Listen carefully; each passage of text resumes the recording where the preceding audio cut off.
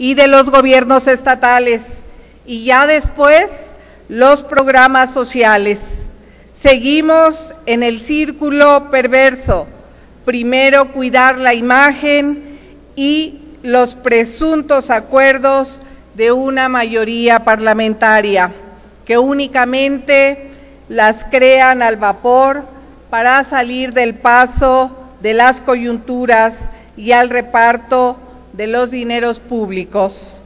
La grave crisis por la que atraviesa el país debe ser atacada por todos los frentes, con una apuesta donde el Estado tendría que ser el principal garante para la recuperación y donde los grandes empresarios estuviesen decididos a invertir para el empleo, pero no ha sido así. Tanto nacionales como extranjeros siguen defendiendo sus privilegios sin importarles la polarización entre miseria y la opulencia. La aguda crisis nos ha indicado claramente que es vigente una reforma fiscal de fondo y de largo plazo, pero no ha sido así. Las cuentas que hoy entregan a la población son muestra clara de una miseria intelectual y política. No hay que evadir nuestra responsabilidad y nuestro compromiso ante la patria. Le dejamos a la población por enésima ocasión la responsabilidad de seguir pagando impuestos a costa de míseros ingresos, sin que se vea reflejado en el mejoramiento de sus condiciones de vida. Y una cosa nos debe quedar claro, compañeras y compañeros legisladores: somos corresponsables del enojo de la población hacia las instituciones. Nuestras decisiones no las fortalecen, al contrario, las debilitan.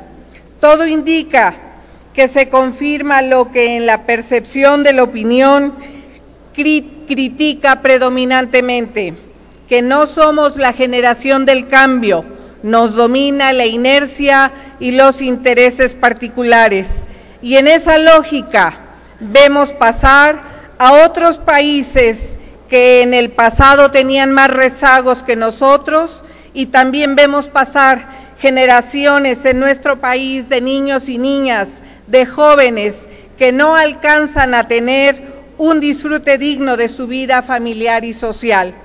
Señoras y señores diputados de esta 61ª legislatura, todos los exhortos han sido un llamado al silencio, una falta de autocrítica y de humildad intelectual, una falta de cumplimiento a nuestro juramento constitucional. El Grupo Parlamentario de Convergencia los llamó a no esperar un año más para no repetir nuevamente el círculo vicioso de generar más pobreza, más rezago y de agredir más a los mexicanos. México lo reclama. Concluya, diputada. Regresémosle esa grandeza. Es cuanto, señor presidente.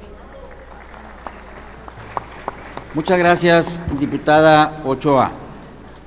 Ha concluido la lista de oradores en lo general. En consecuencia, consulte la Secretaría de la Asamblea si el dictamen se encuentra suficientemente discutido en lo general.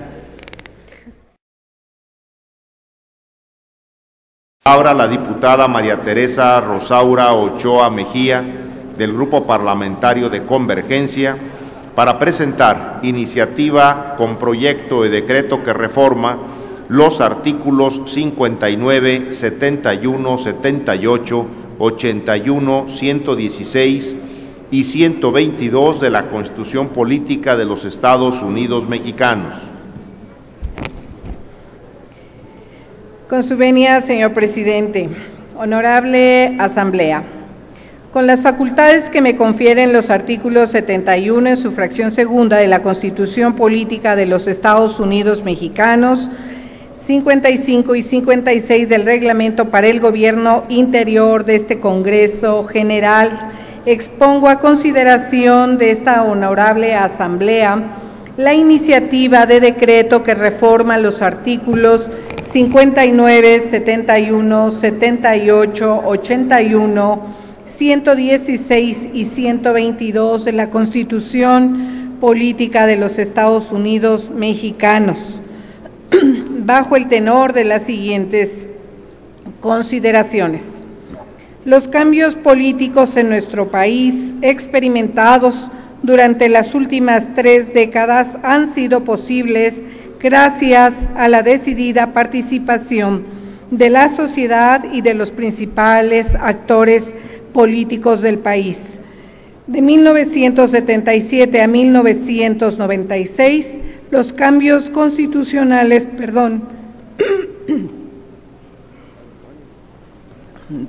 en materia electoral tuvieron el cometido de abrir paso a paso al régimen político que daba cabida a la pluralidad y a la competencia, el sufragio libre y efectivo bajo la bandera que enarbolan las oposiciones, que permitió que nuestro país recorriera un largo camino pero seguro hacia la democracia. El tránsito de un régimen político esencialmente autoritario a uno de carácter democrático, con un proceso gradual donde los disensos y los consensos han sido consustanciales al proceso de reforma. Como se puede observar, las sucesivas reformas electorales trajeron como consecuencia cambios en el régimen político y fueron detonante al mismo tiempo para generar una cultura democrática y ciudadana aún inacabada. El presente proyecto de decreto tiene como objetivo plantear 3 grandes reformas constitucionales que involucra a 2 de los poderes del Estado, cuyos contenidos modifican sustancialmente la relación entre ellos, pero con el firme propósito de volverlos más eficaces y copartícipes de la gobernabilidad democrática de los nuevos tiempos políticos. Que las elecciones presidenciales del año 2000 y 2006 nos han arrojado una clara lectura de una nueva relación de las fuerzas políticas y sociales en nuestro país. Ya no es gobernable con la voluntad de una de las solas fuerzas políticas y la del presidente, y que los gobiernos divididos ya asentaron sus causas en México plural.